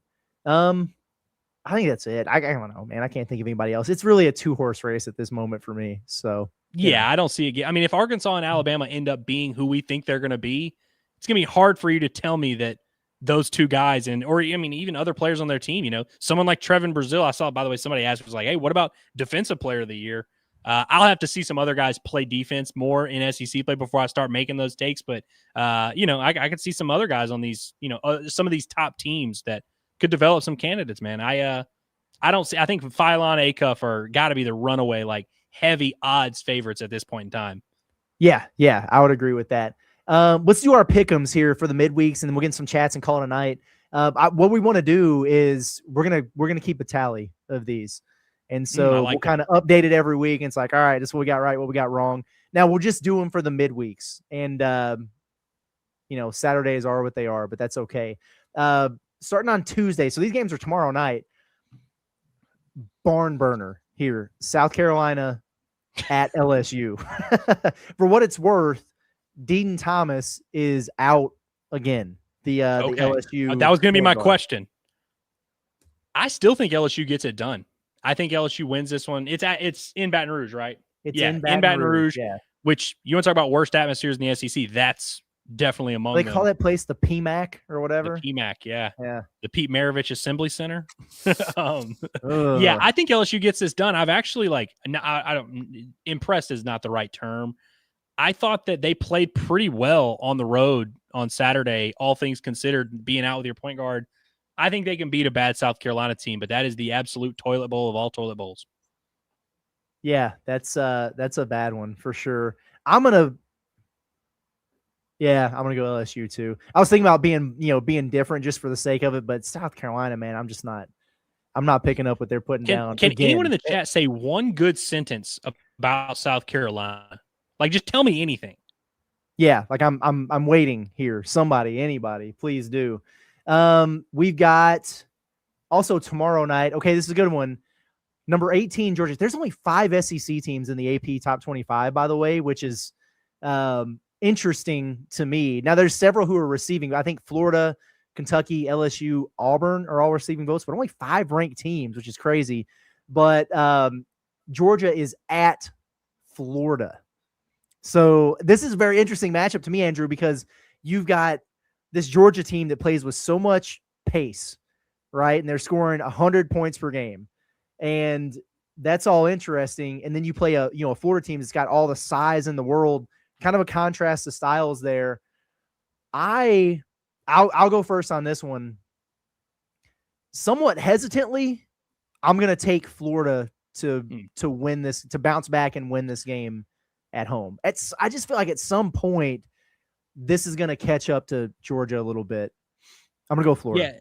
I'm going to go with Florida too. For a lot of, we if you listen to the rest of the show, this is kind of a must win for Florida, who, by the way, 10.5 point favorites, which is kind of crazy. I don't think they're going to win that comfortably, but it's time for Florida to finally drop their nuts and get a big win.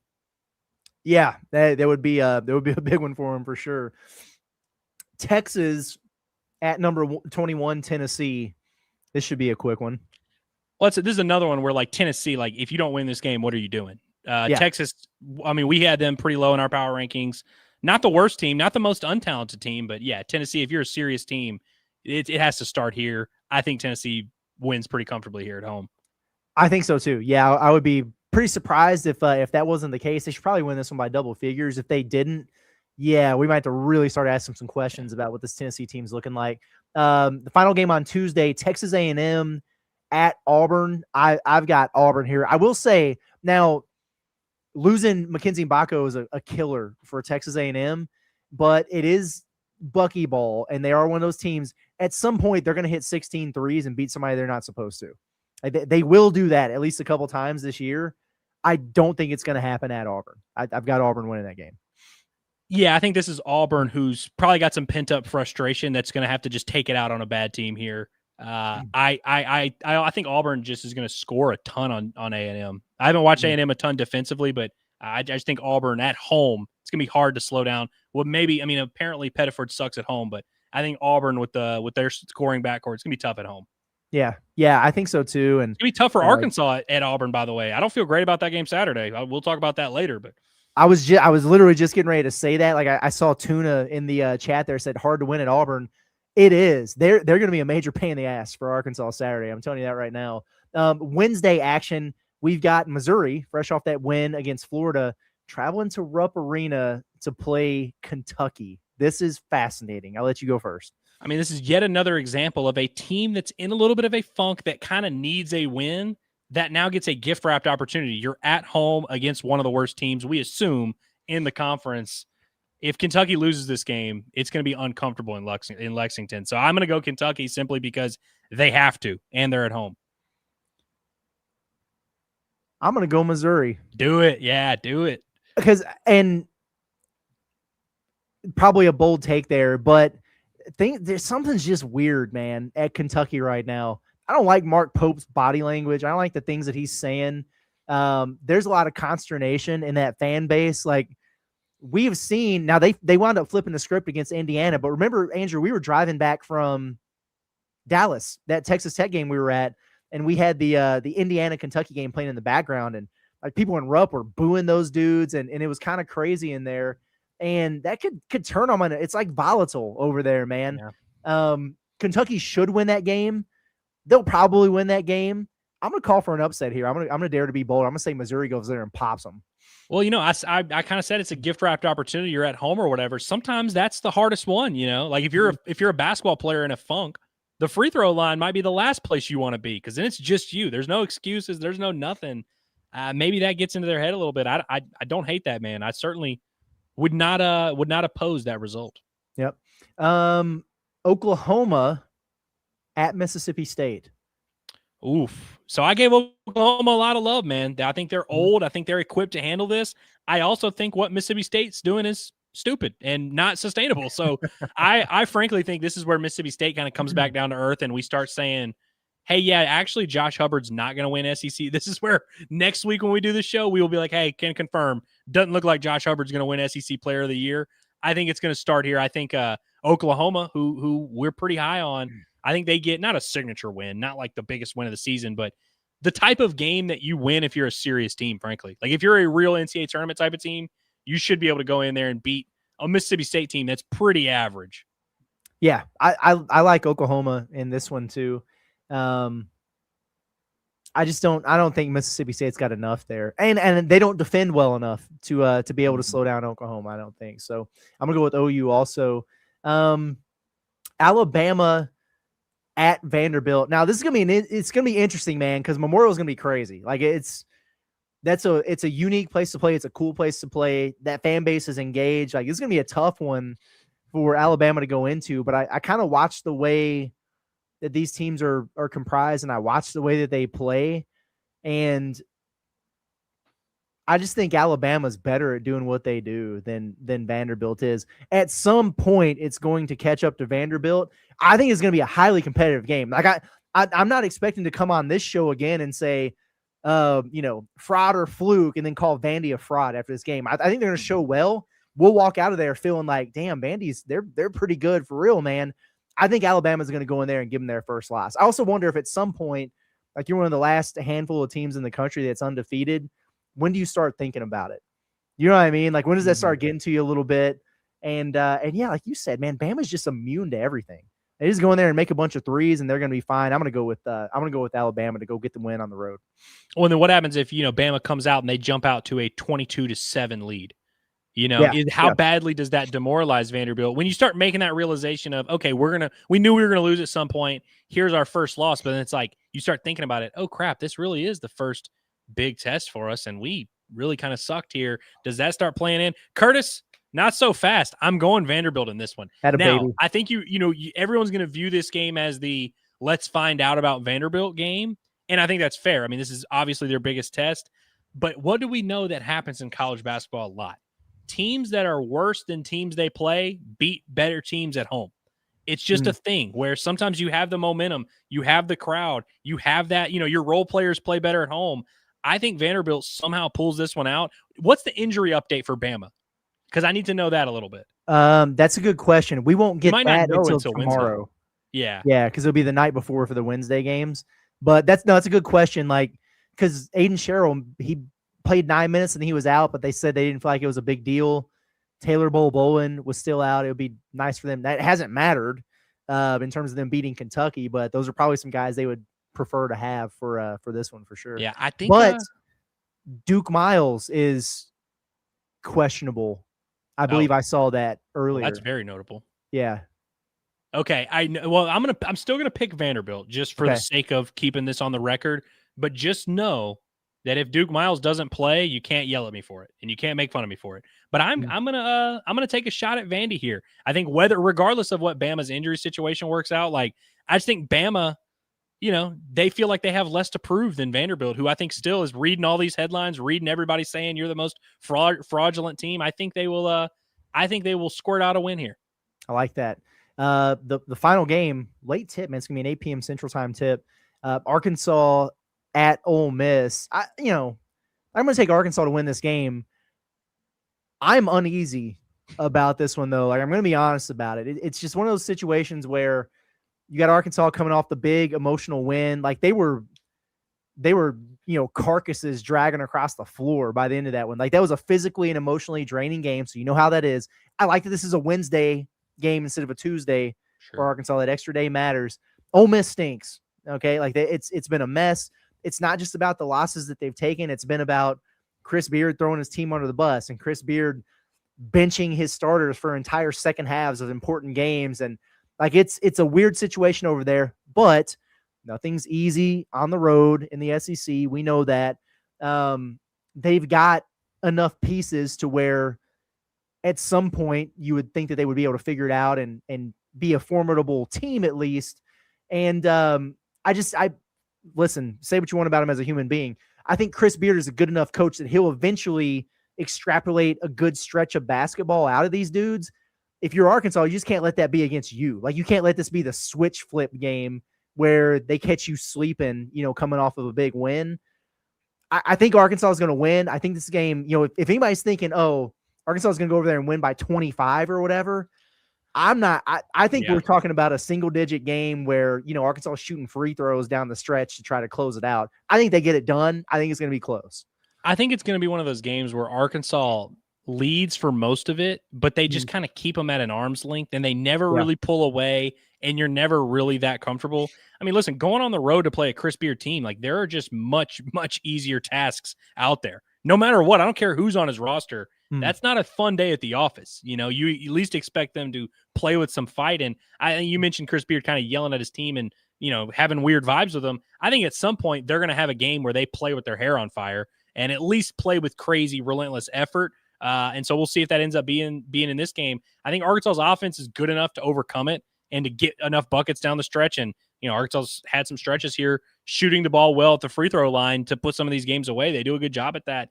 I think they will get it done here, but I agree with you that it's not going to be some rout. I think it's going to be probably a 6 or 7 point win if I had to guess.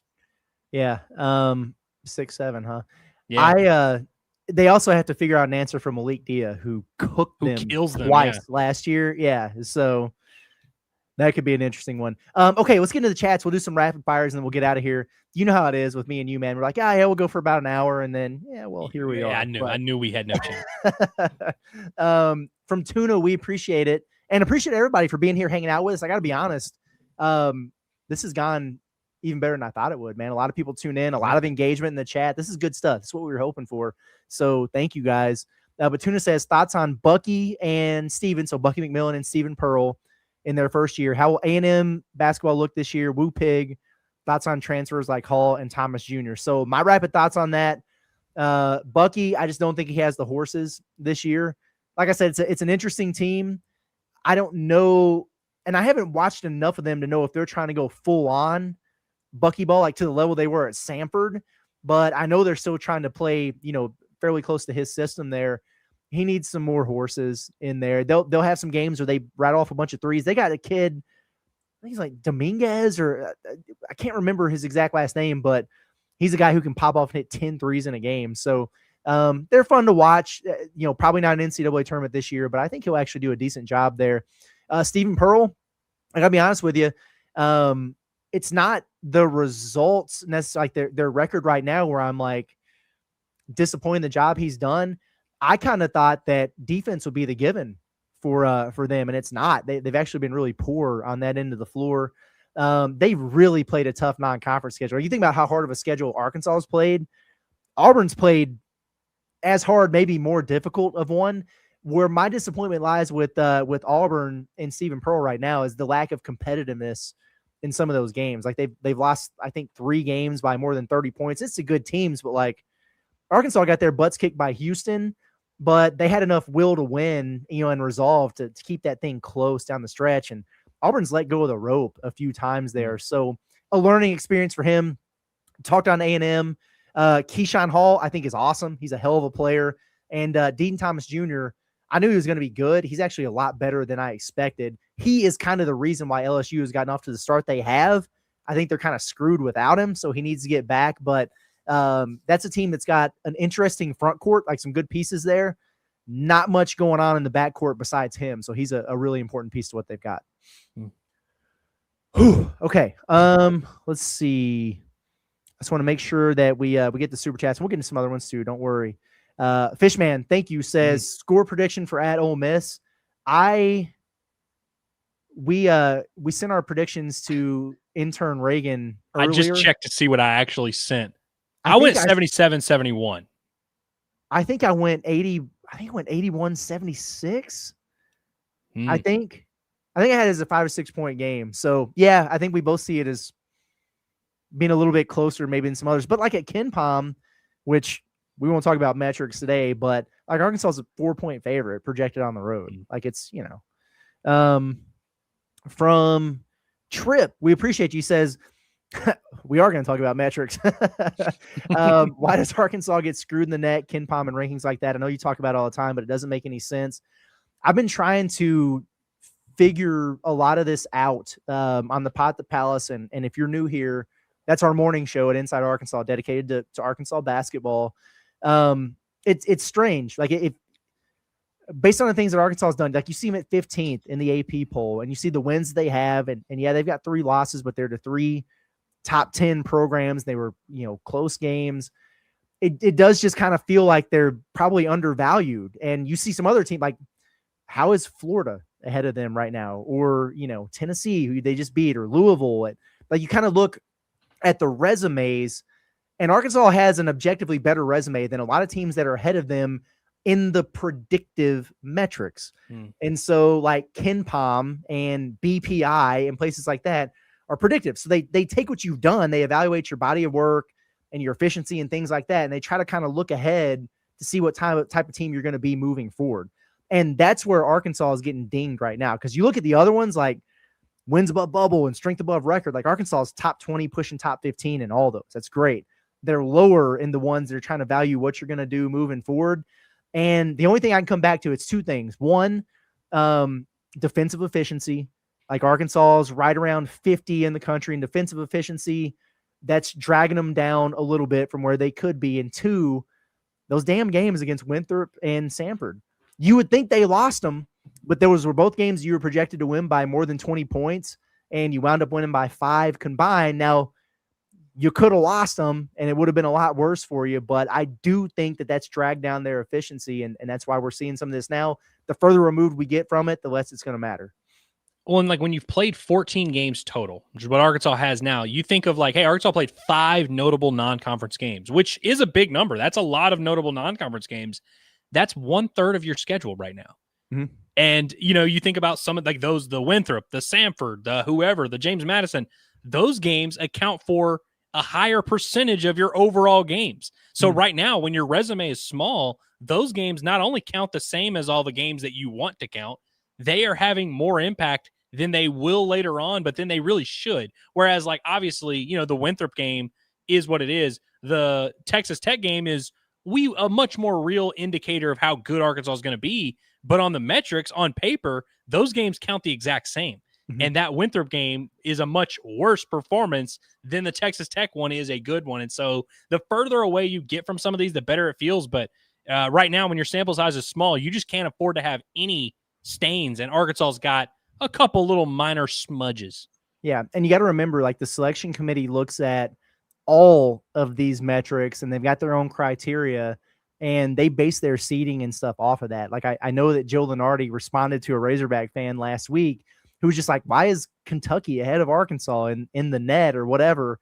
And they're not anymore, but at the time they were. And he just said, first of all, that's not something you should be worried about. Second of all, anybody who's good at this job of bracketology looks at the full body of work and has Arkansas a couple seed lines higher. But to answer your question, it's probably a couple more lopsided margins for Kentucky. Like because they beat Eastern Illinois by 50.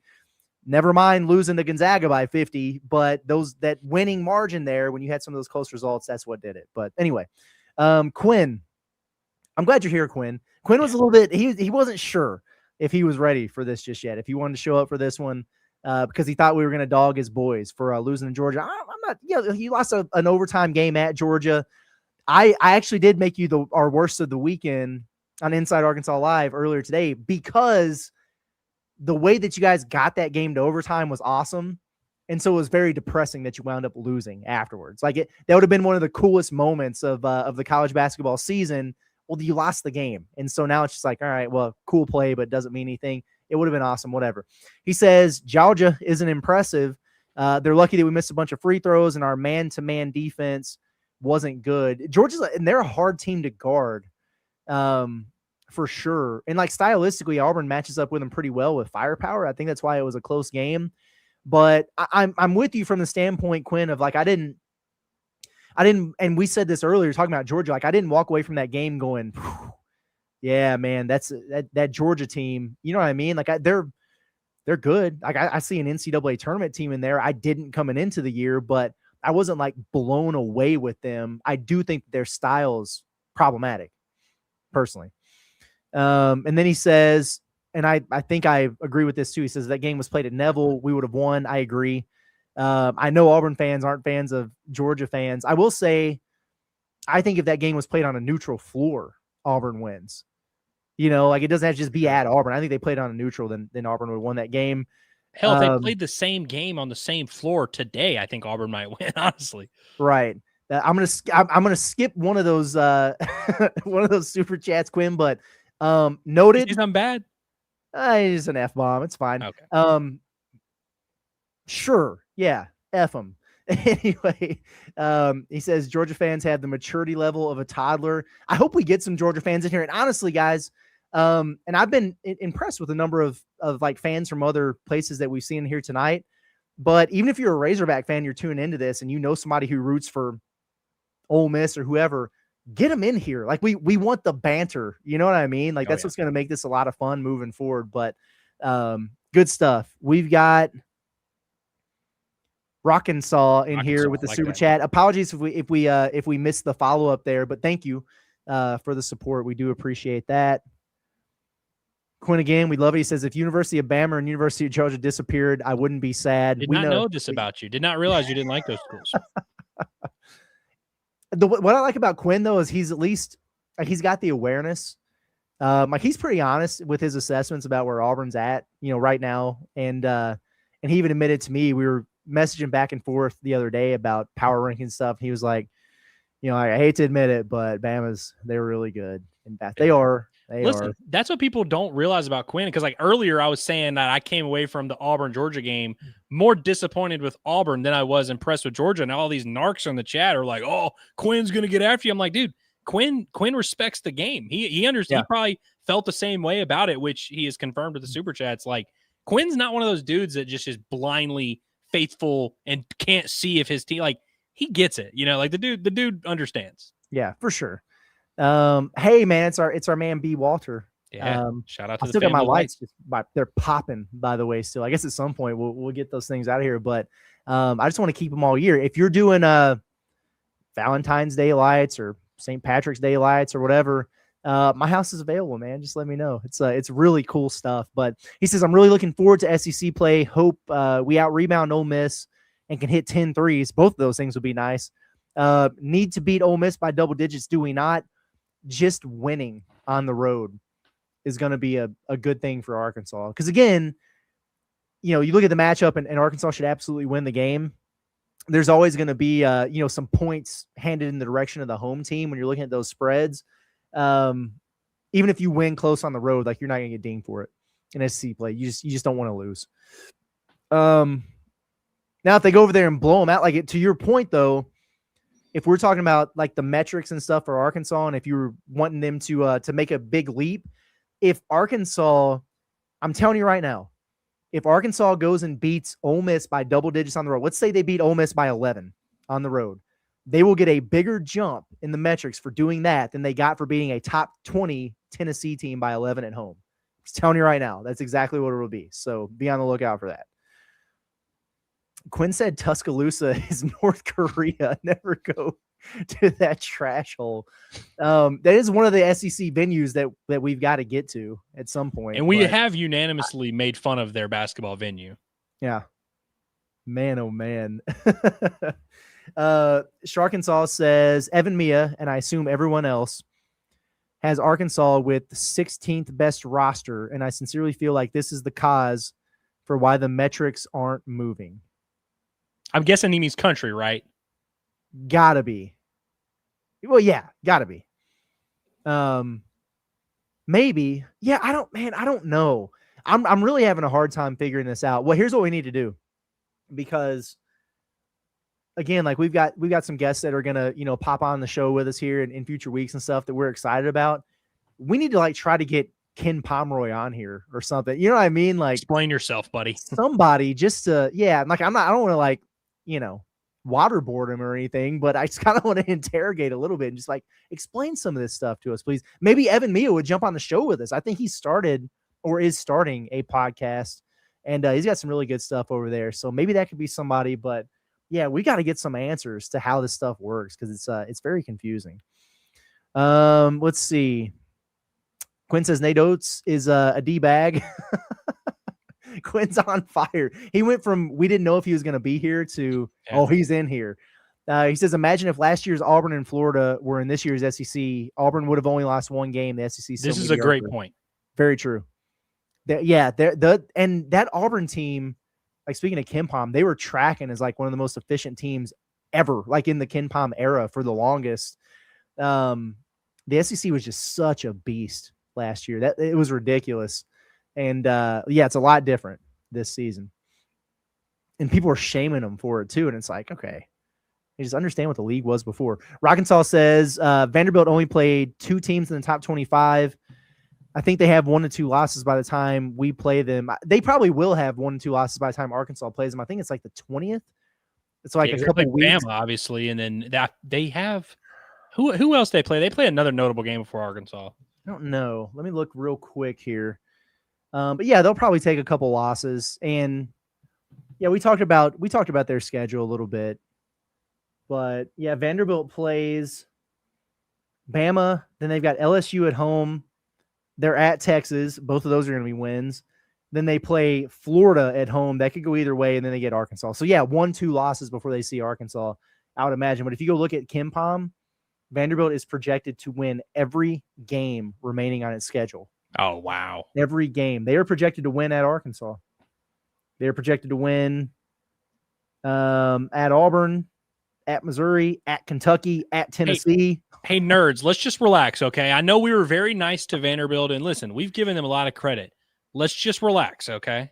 Yeah, this is wild. Hey, he approves of where we ranked Auburn. Quinn does. That's good to know. Quinn's a sound mate. Oh yeah, we got into this Keyshawn Hall stuff, and we were talking about this is gonna be a difficult game on Saturday for Arkansas.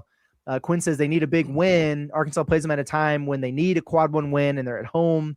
It's a must-have. That's true, and it's a tough place to play anyway. And Auburn's got the talent to beat anybody, especially with a home crowd at their back. So that's going to be a really rough one. And that's something this Arkansas team, especially if they handle their business against Ole Miss, they're going to have to start accounting for like the target on the back thing. And, getting every team's best shot is a little bit different than they experienced last year when they didn't win a damn game in January. So, that's a good point there. That's valid.